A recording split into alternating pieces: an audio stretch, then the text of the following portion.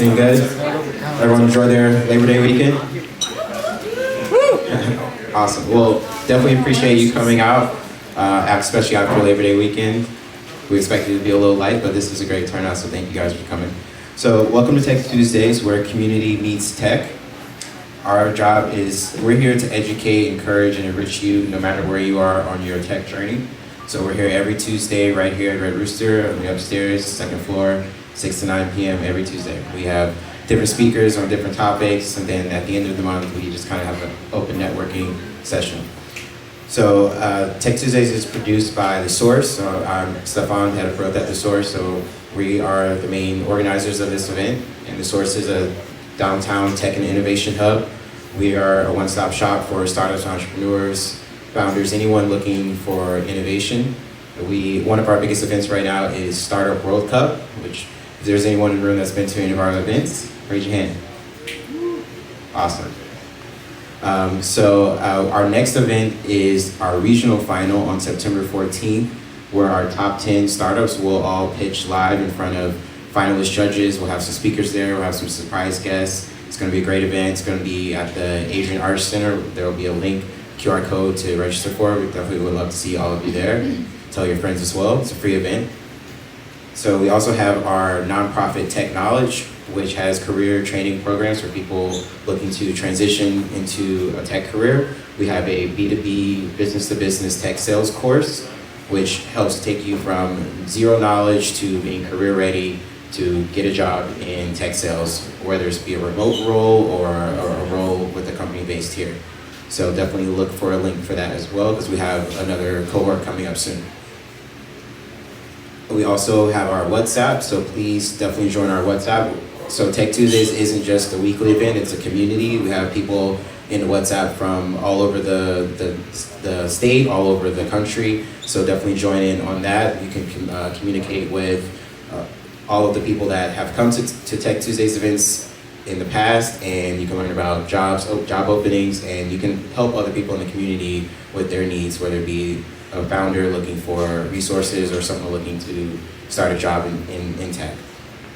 So next week, we have a master class on how to use mental health techniques to skyrocket your success, whether you are skyrocketing your success in the career space, whether you're skyrocketing your success as an entrepreneur. There's a lot of techniques that therapists and mental health advocates use to help people be better in whatever role, whatever journey, whatever part of the journey they're on. So tonight we are talking about Miami's role in the billion-dollar climate tech industry. And we have two amazing people, locals, to really walk us through what's happening in that world, not just globally, but also how it affects us here in Miami, how Miami is playing a role and how you can play a role individually. So we have Yadira from Gradable.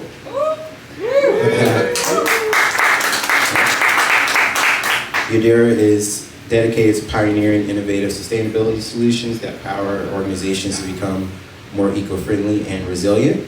And then we also have Joshua Jomarron. Awesome.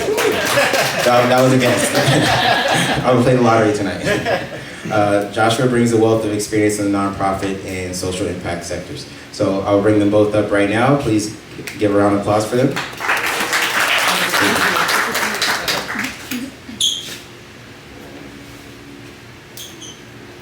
Hi everyone. Thanks for being here. My name's Yadira, Joshua. We are very involved in the community here as far as climate change and risk and some of the crisis that we're facing here in Miami. So yeah, I moved, just a little context about me, and I can give you a little chance to do an introduction. I moved here and I learned about everything that Miami's up against, and it inspired me to completely change my life and become an entrepreneur, which was never something I ever thought I'd be able to pull off. But after learning everything that Miami's up against socially, environmentally, I decided to start Gradable. We're Florida's first environmental concierge. So we basically are a one-stop shop for products, services, and technologies to reduce waste, energy, and water. Is this on? Can you hear me? Oh, Yes. there it is, perfect. So again, my name is Joshua Jomarron. I want to say I was born here in Miami, but I was raised here. I came here when I was 3. Love Miami. I moved to DC for about 6 years, came back, and realized that Miami has changed completely. 100% within the 6 years. I came back and I was completely disoriented. For good and bad, and I have years of experience since I was actually in high school in the nonprofit sector, in the social impact space. So once I came back, I wanted to use my expertise to bring positive change back to Miami, and that's why now I'm a consultant with social entrepreneurs and nonprofits. And yeah, I think that's it. Yeah. Yeah, so I'm going to talk today a little bit about what's going on in Miami and what kind of changes have come from the things that we're up against, which is a good thing. Like, we are on the right path right now, where, at least in my experience and what I learned, it doesn't seem that way all the time. But the climate crisis is here to stay. I like to kind of explain it where it's only going to get hotter, storms are only going to get stronger. And flooding is going to get worse. Like, nothing is going to get better until we start changing things systematically and putting the right infrastructure in place. So I do have a video that kind of explains the climate crisis, how it starts. I know a lot of people don't know what is going on and why the planet is warming up at such a rate. So this is Bill Nye the Science Guy. I don't know if you guys remember who that is, but he's been around for a while and is now kind of changing his talk about science and what is proven out there as far as climate change. We hear it so much that it feels like a buzzword, but it is far from it. Climate change is a real and serious issue. But isn't the climate always changing? What exactly is climate changing? Why should we care? Well, the Earth's climate has changed throughout history. Most of these slight changes are caused by small variations in the Earth's orbit. But climate change as we know it today is characterized by an abrupt increase in the Earth's temperature.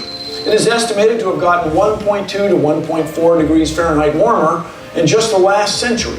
10 out of the last 13 years were the warmest on record. 97% of climate scientists agree that this new tendency is not caused by the variations of the Earth's orbit, but rather very likely caused by human activities. That means you and me.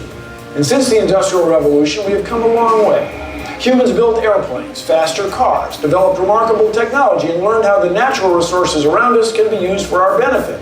Although this has led to many wonderful inventions and advancements, like the device you're using to watch this video, or the ability to take a plane halfway around the world, it also means we've increased our consumption of natural resources and in turn released a lot of greenhouse gases into the atmosphere. Now, greenhouse gases occur naturally, but in excess can be dangerous to our planet. Modern human activities have increased the release of non-naturally occurring greenhouse gases because we have stepped up our demand for burning fossil fuels. The composition of greenhouse gases traps heat radiated from the sun. The more heat they trap, the warmer our planet gets. And as our planet gets warmer, we begin to feel the effects. One of climate change's biggest victims is our oceans. Oceans regulate the Earth's temperature and provide 50% of the Earth's oxygen. And climate change has increased the global temperature of the oceans by more than 0.3 degrees Fahrenheit since 1969. Although a warmer ocean might seem inviting to a beachgoer, it actually has devastating consequences for supporting life at sea. One of those consequences is ocean acidification, a direct effect of increased dissolved CO2. Since the late 18th century, ocean surface acidification has increased by 30%. A higher acid content means calcifying species, like oysters and clams and shallow water corals, are at risk, putting the entire ocean food web at risk. This is bad news for the 1 billion people relying on the ocean as its primary source of protein. Climate change has also caused the sea level to rise. Just in the last century, sea levels have risen 6.7 inches, but the rate in the last decade is nearly double. Sea levels have risen because as the ocean gets warmer, it swells. On top of that, glaciers and ice sheets are melting.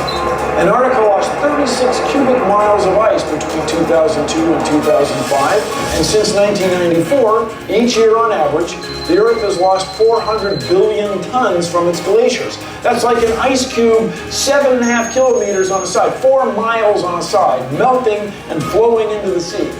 When all that ice melts, It fills up our oceans, and just like filling up a bathtub, the shores can't hold all that water, and coastal regions get flooded. Troubling signs of climate change are increased extreme weather events. Natural disasters like floods, tornadoes, and deadly heat waves are more obvious to humans because of their immediate impact and their sharing of the images in the media. Climate change, as we know it today, is change in our Earth's overall temperature with massive and permanent ramifications. Although its consequences can be planet-threatening, scientists still believe there are things we can do on a personal level to help. Recycle and reuse things.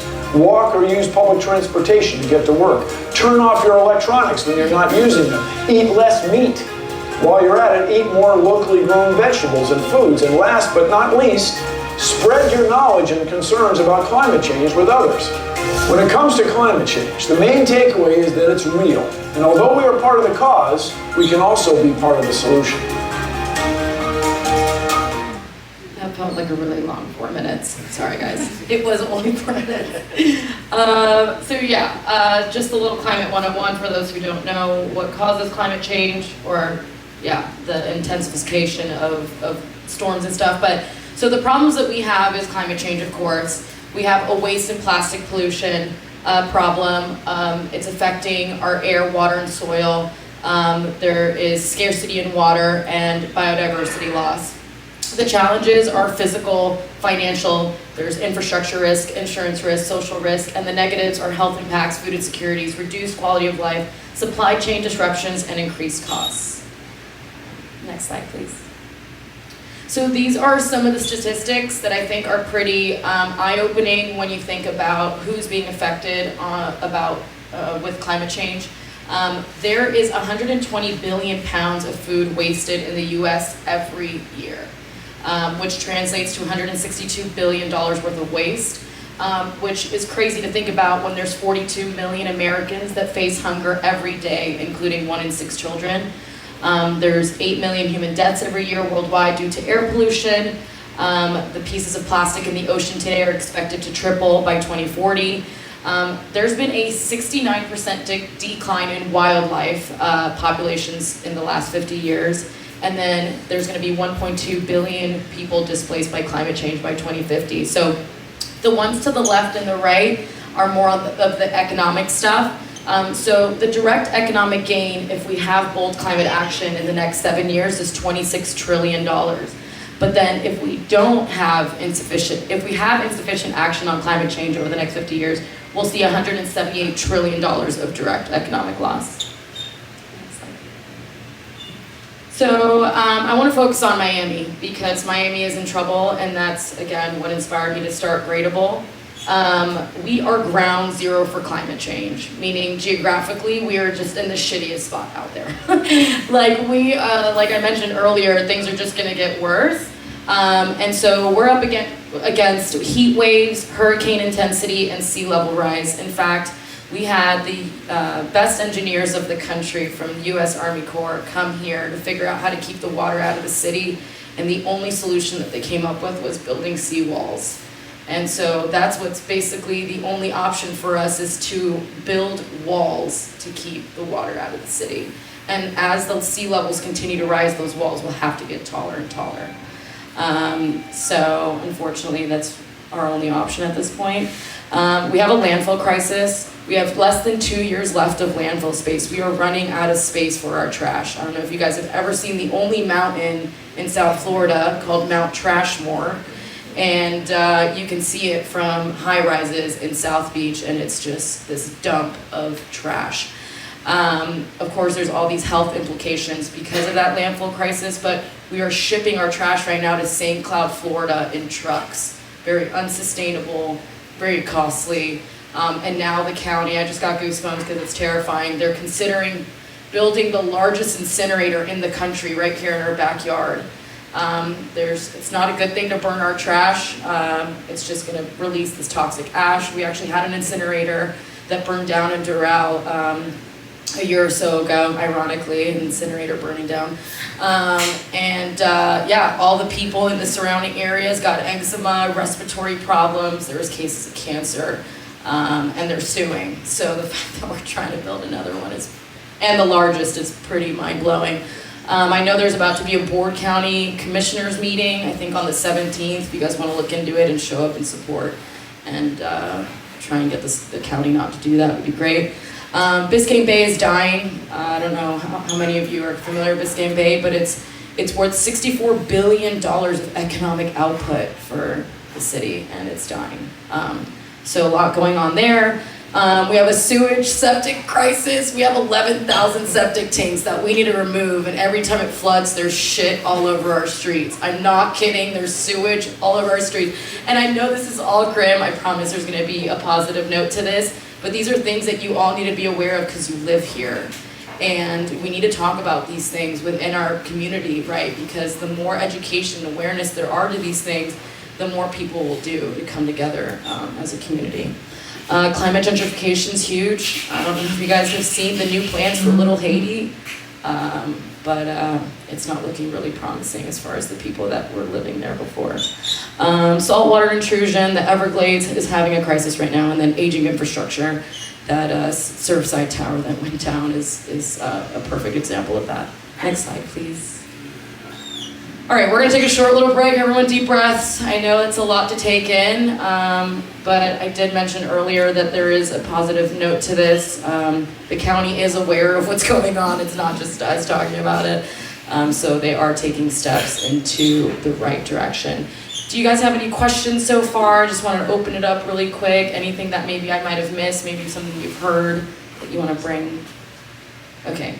Oh, go ahead. What's happening with Little Haiti? Little Haiti. So there's a bunch of new development coming to Little Haiti, and that means that the people that live there got to go elsewhere.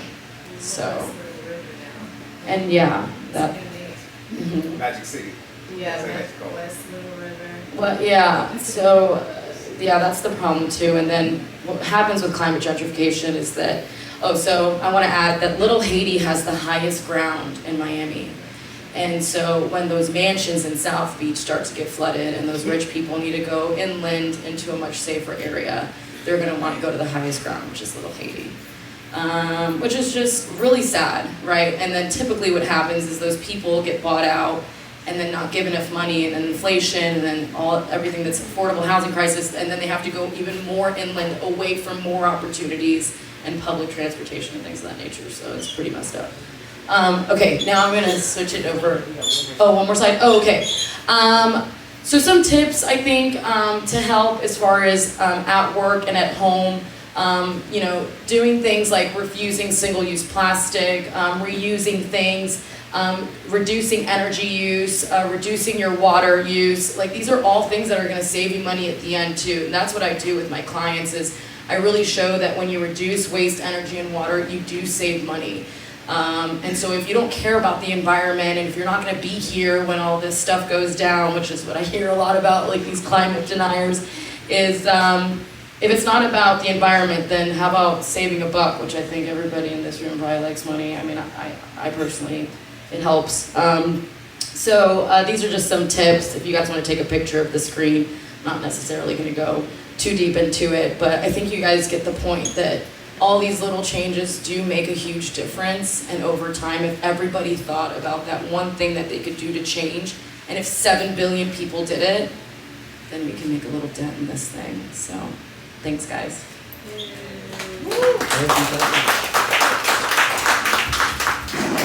All right, so how many of you guys are startups or business owners or in a business? All right, perfect, great, this is for you. These are some tips that I try to give startups, founders, investors, anybody in any organization. Number one, be transparent. Again, the climate crisis is serious, and people and consumers really need to be aware, and so that means you have to be open to sharing reports, memos, whatever it is, to go ahead and detail your carbon footprint, your energy usage, your how effectively you're using your energy. Transparency builds trust and accountability, and that'll bring in capital and consumers. So that's why it's number one, be transparent. Number two, sustainable supply chain management. This is really, really important because people don't really realize if you have a physical product, it's not just about your sustainable practices that you implement, but all the way to the source. So what are your suppliers doing, right? So you have to always consider the sustainability of your suppliers. Number 2, sustainable research and development. This is something that a lot of people miss out on, and it's thinking about the life cycle of your product. So how's it being used once it's sold? Can it be reused? Can it be recycled? Can it be composted? How can it be implemented in some sort of circular economic model where it could go back into the economy, right? So these are essential questions to make sure that your product stays sustainable throughout the entire process. And then my favorite, corporate social responsibility. I think who knows what CSR is? This is a pretty familiar acronym. Corporate social responsibility is just really promoting, giving back to the community, and it really shows how much you care about not just the community, but also the environment and the climate crisis. So those are some basic 4 tips, essential tips. And now that we spoke about what the climate crisis is, some tips that you can do at home, at work, and as a business owner, what is Miami doing? What is the county doing? Perfect. So I put up 3 couple stats. Number 1, this is actually pretty recent, 100% clean energy pledged by 2030 by the Miami-Dade public schools system. It's actually one of the first public school systems to do that, if not the first, so kudos to us, right?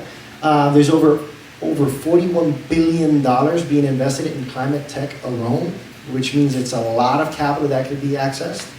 And then if you aren't in tech yet and you're trying to get into tech or want to get into, the climate, please raise your hand if you're looking for a job, because this one's for you. Yeah, 3.8% increase in green jobs compared to only a 1% increase in non-green jobs. So there's jobs out there for you, and if you're into the climate, there's even more jobs for you, right? And then some of the amazing organizations here, founded here in Miami, startups. You have Kind Designs using 3D printing technology to go ahead and print out those sea walls that are protecting our coastal barriers.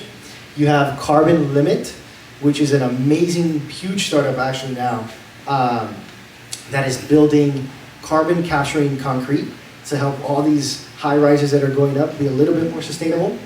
You have Blue Frontier. They're the pioneer right now of sustainable HVAC. So they're creating an HVAC system. And anybody who doesn't know HVAC, it's like basically AC, that's emitting less CO2 and decreasing the noise pollution.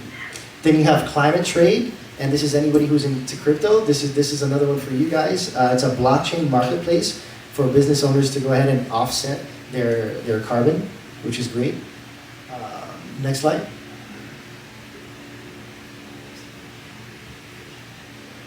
And then so the biggest accomplishment that Miami is doing, or the biggest stride, should I say, is that we were just designated the South Florida Climate Tech and Resilience Hub. And this is a huge designation. There's only, I think, 31 tech hubs. And we are the only one that is focused on climate and resilience. So huge push for us in Miami. And it also comes with a $19.5 million funding package, which sounds like a lot, but it's the very start of where Miami is going, right? And this, with the $19.5 million, it's going to focus on 3 different things. It's going to focus on carbon capturing concrete, like Carbon Limit, so funding startups like that and helping them scale. Then establishing a workforce and development program. So Mayor Cobb is doing an amazing job reaching out to the private sector and finding ways where people could do internships, apprenticeships, things like that, just so they could get into the climate tech space. And she's also working with academia, so FIU, FAU, Miami-Dade College is a huge one, where now they're creating more vocational training and more certificate programs. So there's a huge effort being made. And then lastly, fostering collaboration. So they think they have like weekly or monthly meetings. Bi-weekly meetings where they have over 60 people in 60 different industries, wherever you are, just to talk about the climate crisis and figure out how are we going to make Miami survive, the whole thing, right? So next slide.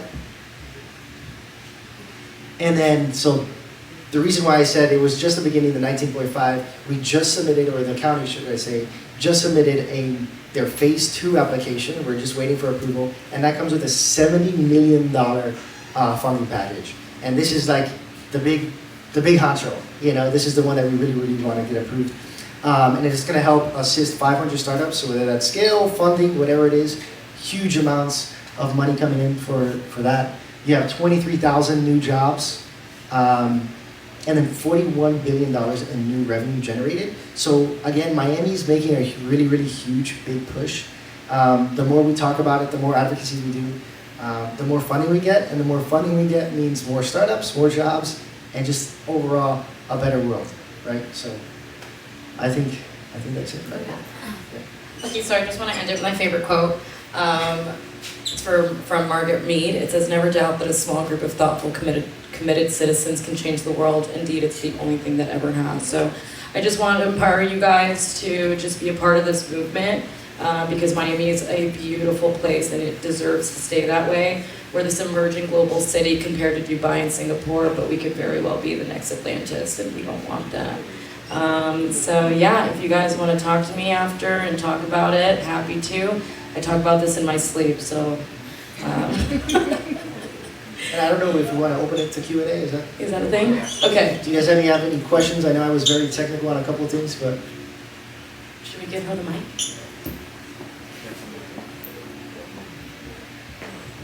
Hello, thank you for this presentation today. I have a question because I have a social science background, and in my graduate studies I had a professor who was convinced that this is not true.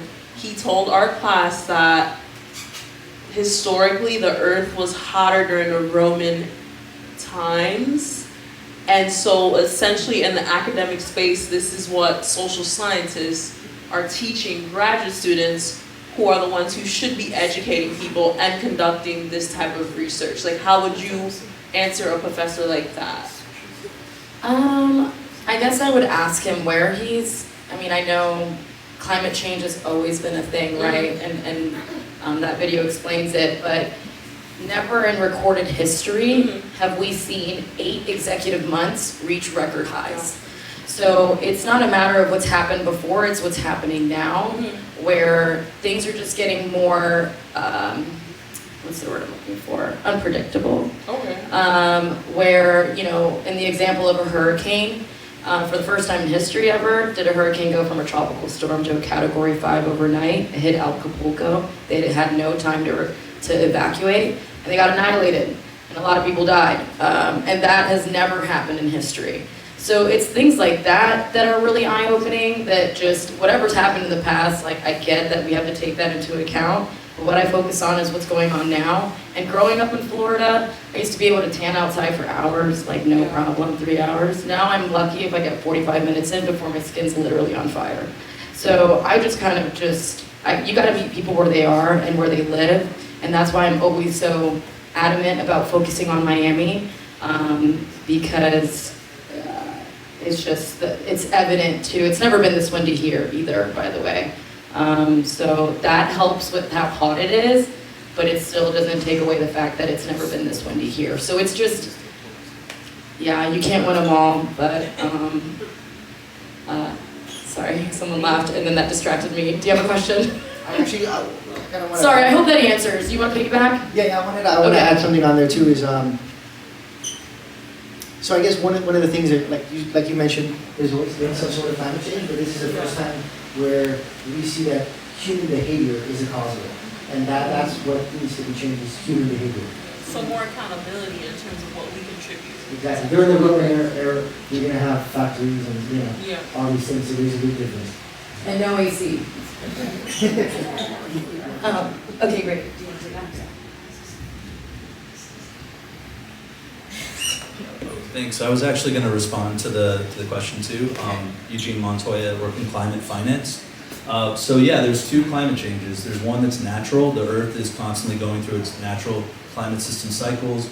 When their volcanoes erupt, it creates a lot of aerosol in the sky, which cools the Earth. So historically, we've never seen what we're seeing now, because we've only been measuring what we're seeing now since 1850, since the onset of the Industrial Revolution. So while human-induced climate change is happening, also natural climate change is happening.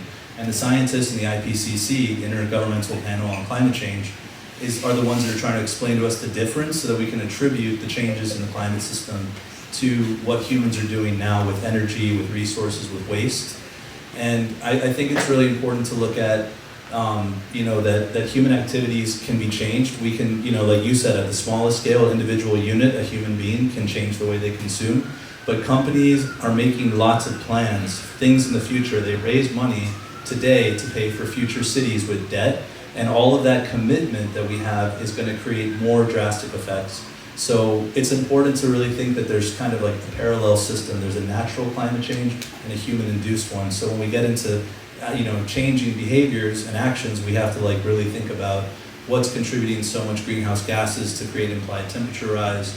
And all of that is why we have to start hardening the built environment to be living with it now, because it's coming much sooner than people expected. And at the same time, we're also reducing the amount of carbon and the amount of energy and heat we have in the atmosphere that's going to continue to radiate and hold and trap there with the greenhouse effect. I would say if anyone's interested in basic fundamental climate science, look at the climate system itself. It's basically the globe. It's the hydrosphere, which is the water cycle all the way from the oceans into the sky that come back to us, picking up microtoxins and plastics on the way from our waste. It's also the lithosphere, the land, like the soil, everything we work with, we build on, houses sliding on subsidence. It's also the atmosphere, the air, and the relationship between the atmosphere and the hydrosphere, and the cryosphere, which is the ice. So it's really like middle school science to understand, anyone can understand climate, the climate system and understand how it's imbalanced because of human activity. Therefore, we have to design a future that is different, and we have to radically do it before it's, before we reach, quote unquote, these tipping points.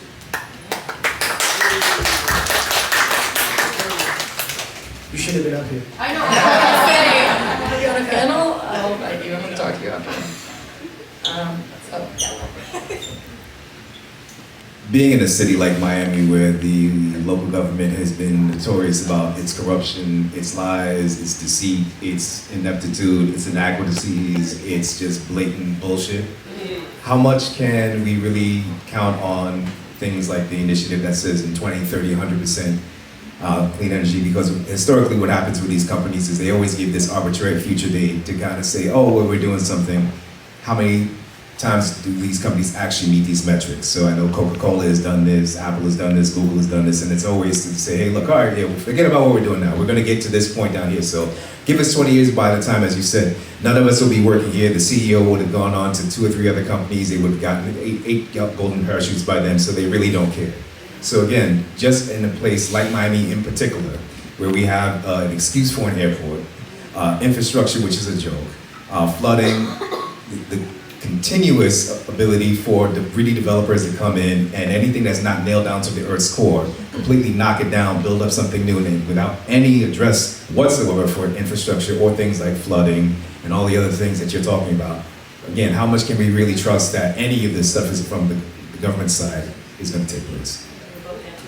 Yeah, I can start. That's actually a great question. It's a nice way to put it.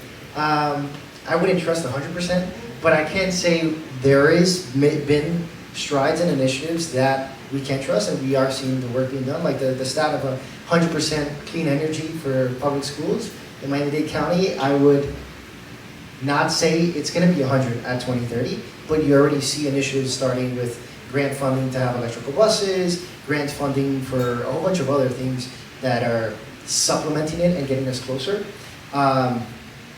2030 is an unrealistic number, just like all the other timeline Net goals. zero goals, yeah. Yeah. But I mean, this designation that I just mentioned is making moves, right? And it's beyond Miami at this point. You have like the federal government involved, which is still shady, but it's still making moves, right? And we're seeing a lot with a whole bunch of the startup culture here in Miami. It has boosted what we're able to do, and showing how much funding that we have specifically for that is that we're going to see it closer. I can't say it's a guarantee because then I would be a politician, but we're making moves.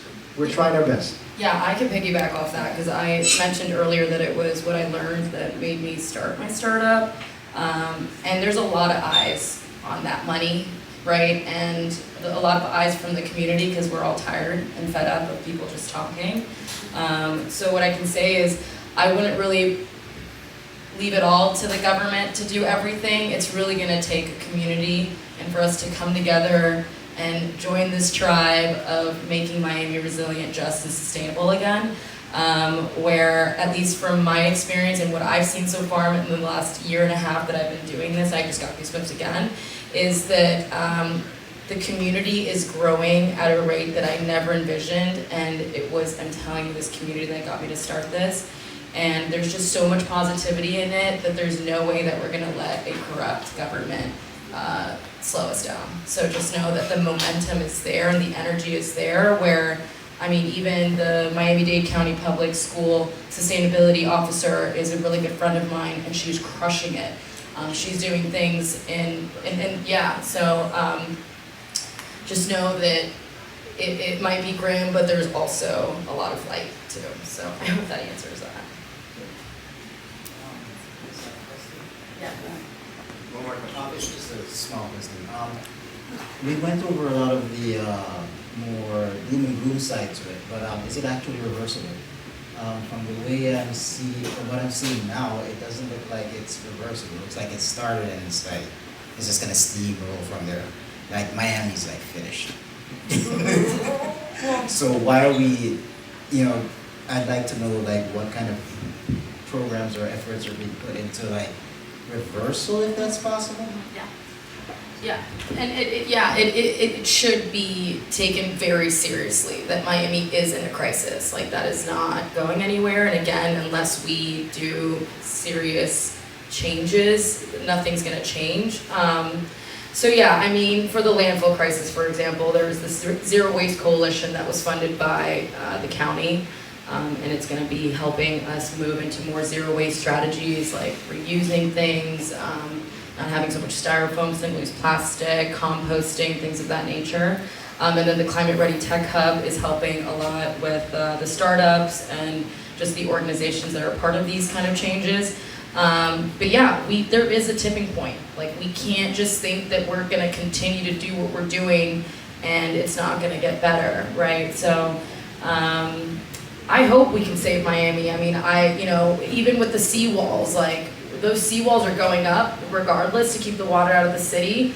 And I know there's like technologies like desalinization where they take the salt out of the water and you can drink seawater, and that's kind of far off. But yeah, I just want to be on the right side of this stuff, where I want to be a part of that change. So I encourage you guys to definitely just educate yourselves, and again, keep talking about it and show up when these things are going on in the city. Yeah, I think one thing to mention too is you can't really, again, back to the government question, forget about the government. What are you doing what are you doing as an individual? Are you putting your part in? Because there's a lot of people here in Miami that are really, really doing their part, and we just have to keep promoting it and spreading awareness, and we'll keep going. I mean, just like you said, mentioned water, I kept thinking, not only kind designs, but you have one print, these reef barriers, there's tons. I think Titan Concrete, one of the biggest concrete companies in America, or I think internationally, has already started creating sustainable concrete. So like there's movement being made, and we just have to keep researching and acknowledging the achievements and use that as momentum to keep going. So, yeah. Just quick question. I think there's one more question. I'm sorry. I have a few things to say, and I kind of want to rewind. Just for context, I am a climate scientist at the University of Miami, so I've been scratching this itch for in Miami, which has the largest socioeconomic disparities of really anywhere else in the United States. Well, that is a hell of a question. I got goosebumps too again. I'm just like, energized. Yeah, you're right, and I honestly have never thought about that. How is the money given from Miami-Dade County, 19 billion? How is it given to us, to the startups? Okay, so according to what I've heard so far, sorry, and I'm gonna get back to that. I'm trying to think of what, and who knows, maybe this is a startup idea where maybe there's some chat bot that yo, how much is my money or my house worth? I really don't know how to answer your question, and I've never even thought of that because I have so much on my plate where I focus on just helping these businesses transition into more sustainable solutions. So I'm more on the business side. But yeah, I'm gonna definitely mention that in the Climate Ready Tech Hub. And these are great questions, right? Because then now I'm gonna go down the rabbit hole of where are the answers to that. Are there companies out there in Miami that are helping these folks with, evaluating their houses? And if there's not, then obviously that's a void that we need to fill. And again, this is why it's so important to talk about these things, because then, who knows, maybe you can leave here with a startup idea, and next thing you know, you're getting funded by the Climate Ready Tech Hub. And but yeah, that 19 million, from what I've heard so far, is going more for like the universities to support startups, where they're going to have these programs within these universities to do these like programs and incubators and things and accelerators. But for now, I've heard that 19 million, yeah, it's kind of getting dispersed, and then the 70 million is where we're going to get really more into the deep roots of the other things that also need some funding.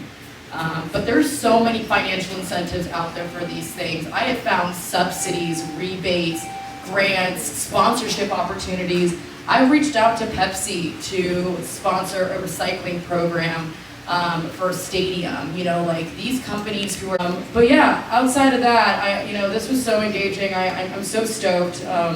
You guys deserve to know all this, and Miami is so special to me, and I really want to see it thrive. So, yeah, I don't know what to do. Hey, let's give it up for them. I'm going to be honest, I did not think there were going to be this many questions. But I love this. This is what Tech Tuesday is all about, where you can come learn about something new, really dive into a conversation on a random Tuesday night. So I'm not going to hold you guys for longer. I just want to give you a heads up about things that are happening and how to stay in touch with our community. So the first thing is that we have a WhatsApp group. It's going to pop up here. And there's a couple of QR codes around where you can scan and you can join our WhatsApp group. In there, we notify you of our next event, next one being this Mental Health Matter with Julie Jacks. And we also notify you about job opportunities available. We share motivation, whatever it is.